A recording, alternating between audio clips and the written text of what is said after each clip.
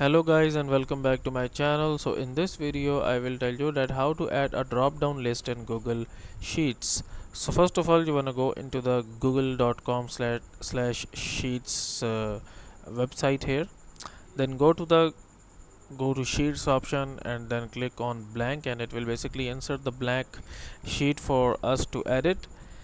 Now the first thing that you have to add is basically you will just select that specific cell where you want to add the drop down list. Okay, so let's suppose that if I wanted to add the drop down list here, I will select this cell.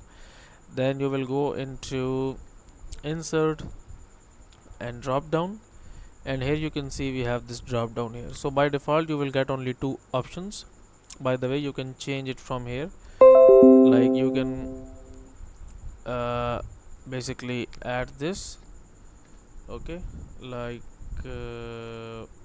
let's suppose A B C. If you want to change D E F like this one, and you can basically add another item as well, the third value, the fourth, like multiple values that you can basically add here. Okay, so like 1 2 3 4 like this.